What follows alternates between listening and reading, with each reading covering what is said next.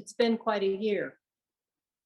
I've been thinking about these past months while preparing for this service, about what I thought I would do and about what I actually did, about the commitments I kept and strengthened and where I fell short. Perhaps you've been thinking along these lines as well. I am not unscathed. I am changed. I look at life a little differently. There has been tremendous loss and sorrow, but the commitments I've kept to my family, to my friends, to UUCCI, the Katali Children's Home, and other causes I support have kept me grounded this year.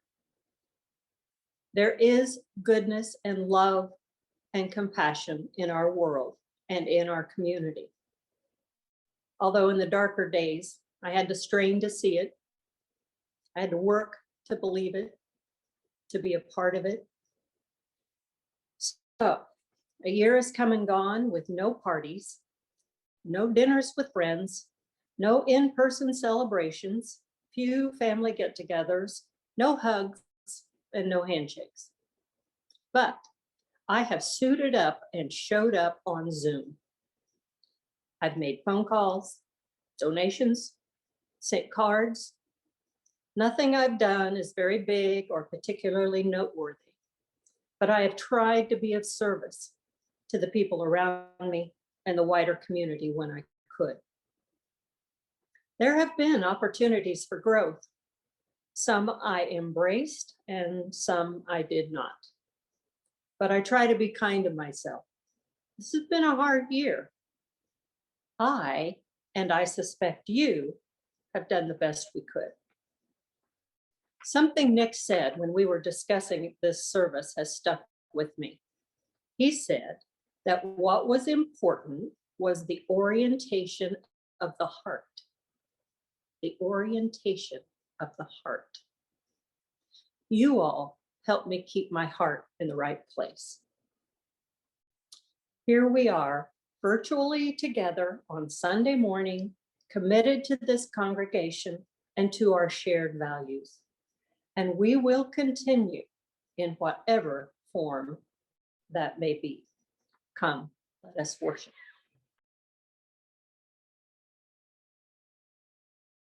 It's that Wonder Box time. And I'm so thinking back, as Pam was, in every element of the service, I'm like, how many times have I looked for my Wonder Box in the same room and for some reason can't find it still? Oh, here it is. I found it. That's good. I should really put a label on it. Here is our Wonder Box this morning. And I wonder, on this anniversary Sunday of the pandemic, what might be inside.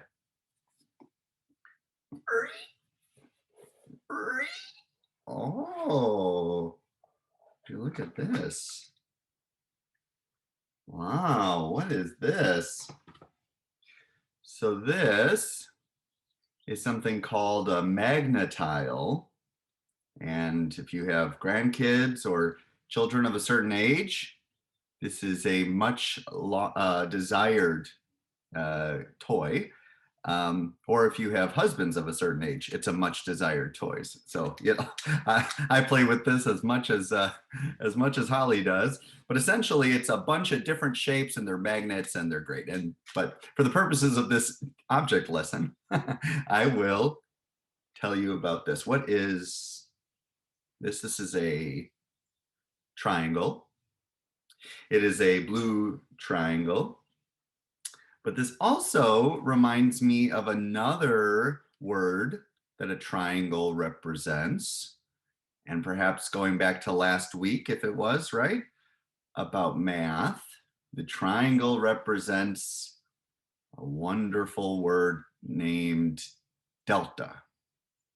Right, Cynthia, you took that class recently, delta. Delta is essentially airplane company. No. It's also a word that means change, right? It measures the change or the delta, you might say. So you might say let's talk about pros and cons, or you might say, let's talk about pros and deltas, or things like that as you're thinking about improvement and growth. So I've been thinking a lot about delta lately because a year has passed and we might feel that not much has changed in our personal lives in how we have made an impact or difference in the world. And at the same time, we might say, I'm sure all of us would say, that the world is so different than it was a year ago. Another way to talk about delta or change is to say, what is the difference between one thing and another? 2021 and 2020. That is the difference between them, or the delta between them. I believe that each of our lives have make a difference, that your life is consequential, and that over this past year you have made a difference in ways you maybe know about and maybe you don't know about. There's a great legend of a kid on a beach, and he is out there looking at the water, and an older person is a few dozen feet behind, and the kid is reaching down as the tide is going out, or as the tide is slowly coming in, and takes a starfish and kind of heaves it into the water. And he picks up another one and he heaves it into the water. And the older man says, is kind of confused because there's starfish all over. I mean, this is like this beautiful beach that goes all the way north, all the way south. And he just doesn't see how this boy, this child, could really save these starfish. And he goes and asks the boy, and the boy says, I'm trying to save these starfish. I'm trying to save them from the tide that is coming in, and I need to do what I can. And the man says, you're not going to be able to save all of them. You're not going to be able to throw them all in. And so I don't think you're going to make a difference. I don't think you're going to change anything. And the little boy says, of course, in the legend, I made a difference for that one. The one that he just threw in. Change, making a difference, having a life of consequence isn't always public, isn't always grand in nature. Sometimes, and I bet in this last year in particular, we made a lot of difference in ways that are harder to see, but are nonetheless very life-saving for those that we might have sent a letter to, that we may have shown up for or called, for the money that we gave to support reducing domestic violence or helping with climate change. That difference is real. And in a congregation like ours, where we come together and we find other people who want to make a difference, we might start realizing that our differences are amplified, here we go, exponentially when we come together. So then whenever our commitments combine, we are able to know that our mission, our purpose in this life is appreciated, is seen, and that together we are making a difference. May we remember that this morning and in this year to come. May it be so, and amen. We will get through, not unscathed, to be sure. Too much has been already lost. Too many beloveds have been lost. So, not unscathed, but a new kind of whole, the kind that only emerges from the going through it, from the wrestling with it, from the demanding something in exchange for what we lose, making clear what we claim, making clear what we demand in return is not personal gain or revenge, but a blessing, shaped by our loves and our losses, our sorrows and our joys, our failures and our triumphs. A blessing, shaped by our bodies and minds, by our singing and dancing, by our praying and listening, by the beauty we persist in co-creating, the justice we insist upon.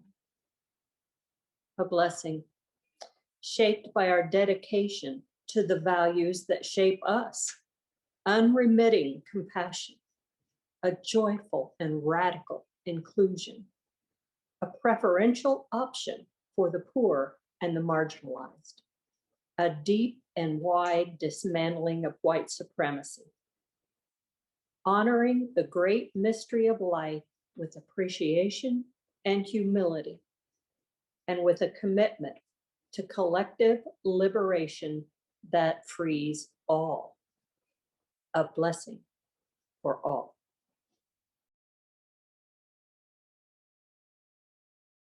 I am not really one to journal. I don't tend to write snail mail letters either, although I love receiving them. Perhaps I am too impatient or I don't like to sit still for that long. But even so, in my adult life, I have come to acknowledge an odd rigidity, commitment, if you will, against deleting emails. I don't delete any emails besides spam. Sorry, spam. But any correspondence with you or others beyond our congregation, after engaging, I just mark read and let them rest. I do this for two reasons.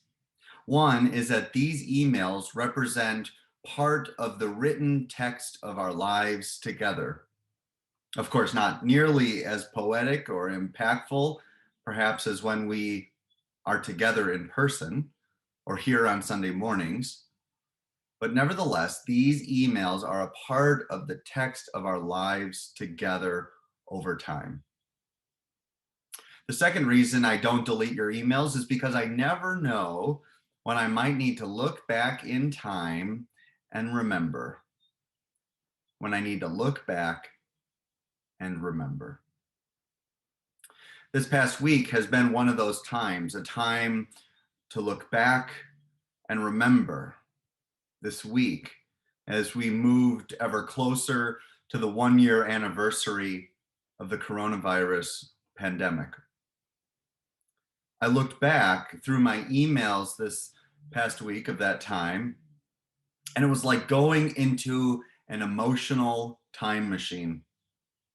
With just a few clicks of my mouse, I was able to return to the rush of feelings of confusion, fear, anxiety, and disbelief that faced our congregational leadership a year ago this week. And yet, when I read those emails from Kate Hyatt and Bud Heron and Sandra Bolte, I am floored by the resilience and clear commitment they had and still have for the safety of our community. Take these words from an email Bud sent to the leadership team at 8:02 in the morning on March 11th last year. Bud wrote, quote, "Over the next 4 weeks, the best bets are on a rapid expansion of the coronavirus in the USA. As testing increases, the best guesses seem to say the spread of the virus will be exponential. With the large number of people in Columbus who have traveled internationally over the past 6 weeks, it seems to be inconceivable that the virus is not already here. End quote. Later in his email, Bud wrote, quote, as a member of the UUCCI leadership team, I think we need to do some planning on response to the crisis. Of course, little did he know at the time, he was the past president after all. Kate and I were already on it. We had developed a thoughtful, albeit naive, email to the congregation on best practices for warding off germs and tips for avoiding this novel coronavirus. Within 48 hours of that email, our leadership team convened and we made the difficult but correct decision to temporarily close our building. And in that particular email from Kate, Bud, and Sandra, they wrote, among other things, quote, our principles as a congregation and a faith call upon us to courageously work for the safety and well-being of the congregation. Those principles also call us to step forth in faith to work jointly with the larger community to help slow the spread of the virus, end quote. The commitments that they had and all of us made for the past year cannot go understated or unstated. It has been a year, a really tough year, grounded in principled leadership, thoughtful and courageous action, and a commitment to one another and those beyond our walls. 365 days, 52 Sunday services, 53 if you count Christmas. That is an incredibly long time to stick together as a community in physical isolation. I am grateful that you have, that you offered one another and yourselves a little mercy now. And we are nearing the turn, moving ever closer to coming back together in person, indoors, in one sanctuary, in our spiritual home as one community rooted in hope and courage. We are getting closer, as I hope you noted in the update you should have received by email this past Thursday about the steps needed for us to get to phase 2 and phase 3 of our response plan.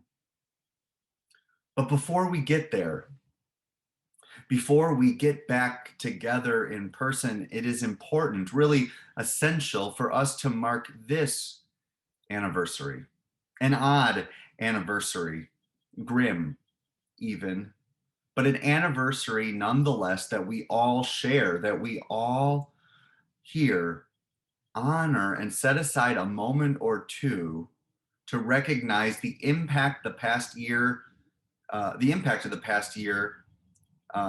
had for us as we've traveled once more around the sun as individuals and in our collective lives together. We must mark this occasion because we have been marked by this pandemic. We have been affected, claimed, and changed by this past year of life. Or, as my colleague, the Reverend Karen Johnston, writes, we are here this morning not unscathed by this pandemic. She writes, we will get through, not unscathed to be sure. Too much has been lost already. Too many beloveds have been lost. So not unscathed, but a new kind of whole. the kind that only emerges from the going through it, from the wrestling with it, from the demanding something in exchange for what we lose, making clear what we claim, making clear what we demand in return is not personal gain or revenge, but a blessing. A blessing. Not unscathed feels like a good way to think about coming through this past year.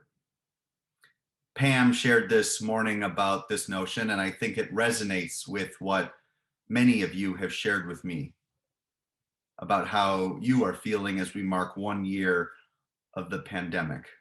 Not unscathed.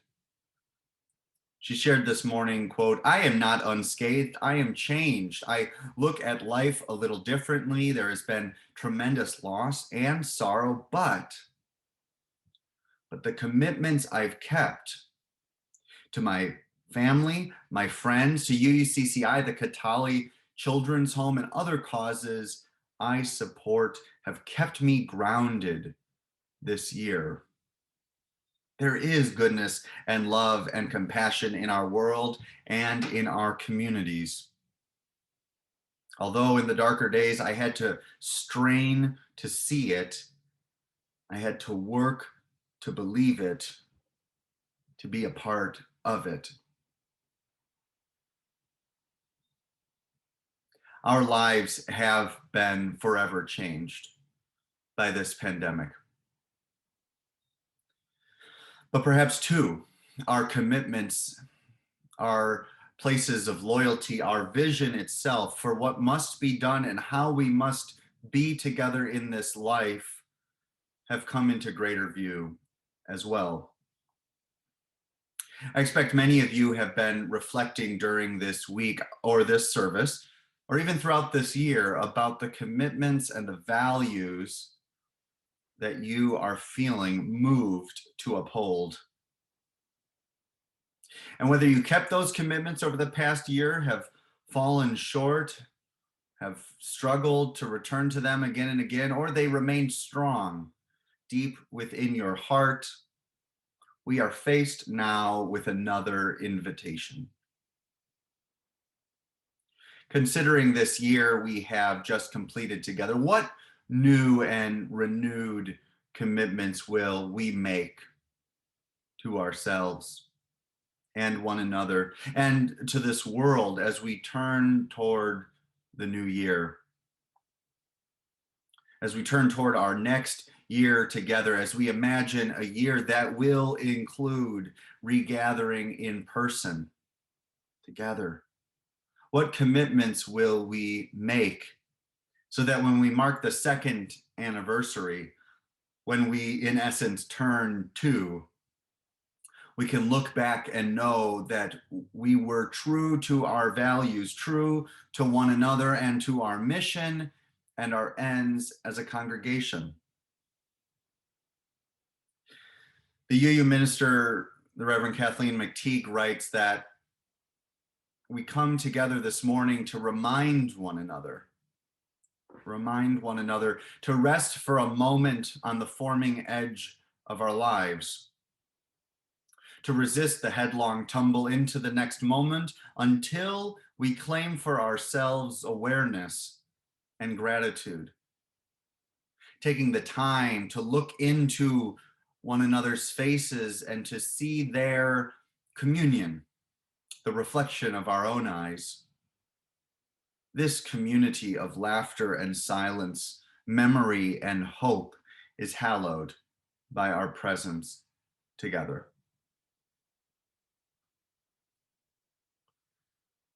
So as the vaccine rollout continues to ramp up, as you yourself or your loved ones become vaccinated, as we return to in-person activities, or as other very exciting things emerge like summer or the construction of the Hindu temple, it will be so alluring for us to stumble, to fall headlong into the next moment and the next moment and the next without much consideration of what just happened, of all that happened in this past year.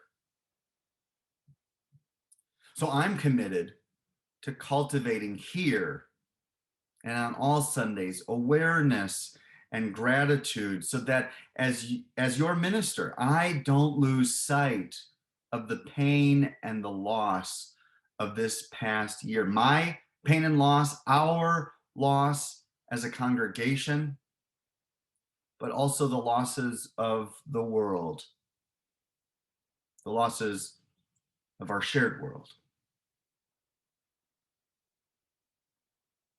Take a moment right now to reflect on this past year. Take a deep breath if you can,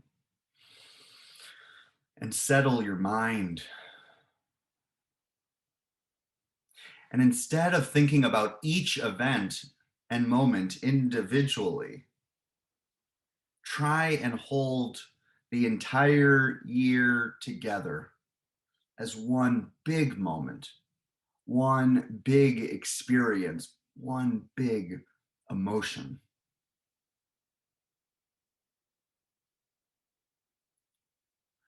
Breathe in and hold the breath and your life, the wholeness of this past year.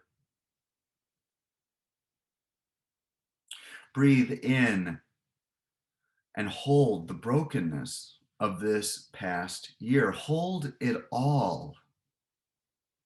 Hold it with your breath and your life. Hold it all.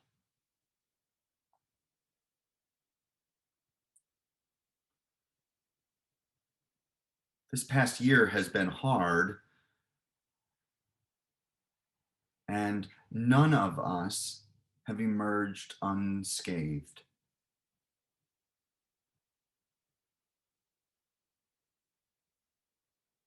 And so breathe in and breathe out now with a focus on your commitments, what they are, your commitments, to whom you are committed. Breathe in and ask yourself with compassion, how have my commitments changed?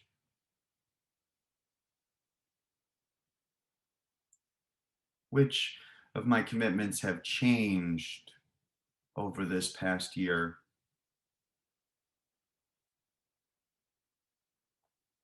What new commitments must we make as we turn toward two?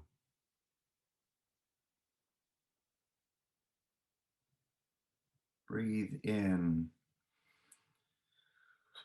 and breathe out on this question for a minute. What new commitment must we make as we turn toward two?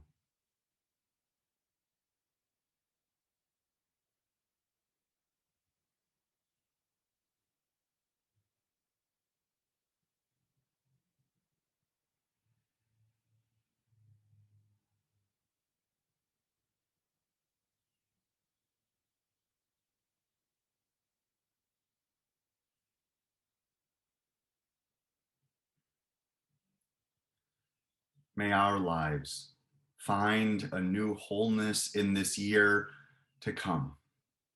May our community find that wholeness too.